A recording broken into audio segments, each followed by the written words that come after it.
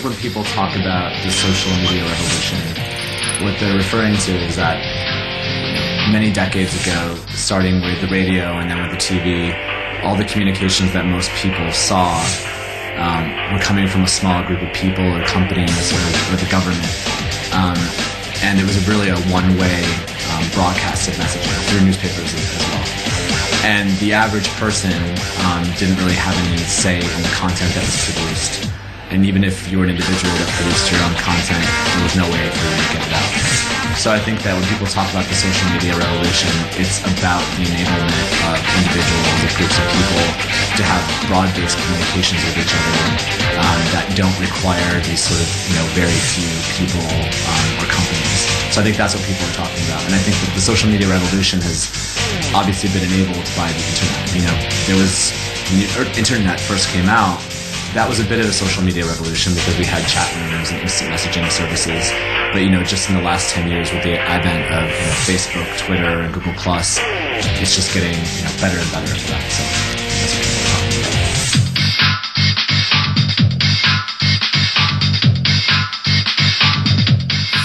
Well, I think if you look at what we're trying to do with Google+, our philosophy is that we should make the web and Google services all better by making them more social. And so whether that's Google Search or YouTube or Gmail or any of our services, we think that they can all be better when your friends are built into that process, when you can see search results from your friends, when you can see the videos that your friends have liked. We think that that will make the web better. So, you have social networks that are purely for communications. There's a whole, variety of different types of social services out there. But first and foremost, we can think that we can take these very, very useful, powerful tools like search and YouTube, etc., and make them all better. And I think that a core part of Google Plus is also about sharing the right types of information with the right people at the right time. So whereas, some social networks, again, are about just broadcasting messages to everyone, we're really trying to allow you to pick the right people to share with, and then do that in interesting ways like the Hangouts feature that we have. So like having group Hangouts, video Hangouts with friends, with family, with whoever, that's kind of a new thing as well.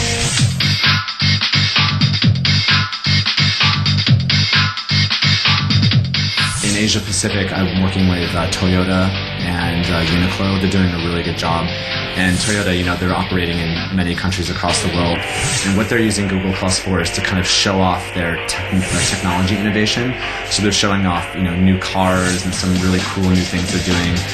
Like they were at the Detroit Auto Show in the US and kind of posting live photos from their cool new things they were launching. And they're also using that page to, like the space for images at the top, they're using that to kind of launch new products as well. So like every time you go back to the page, you might see a different image. So I think that's really interesting. And they have something like 300,000 followers, which is really good. I think also to that Hangouts feature, I talked about that group video chat.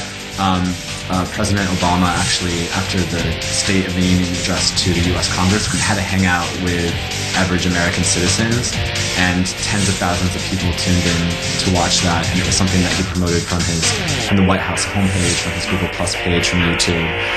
The Muppets, when they launched a new movie, had a hangout with Google Plus with Kermit the Frog and Miss Piggy. So you can see the variety. It's like kind of all over the place, from politicians to brands, movies, whatever. In Asia, in the recent Taiwanese presidential elections, all the major candidates were on Google Plus, and that was actually like the first major example of political use for Google Plus. And so I think that's interesting where kind of Asia took the lead.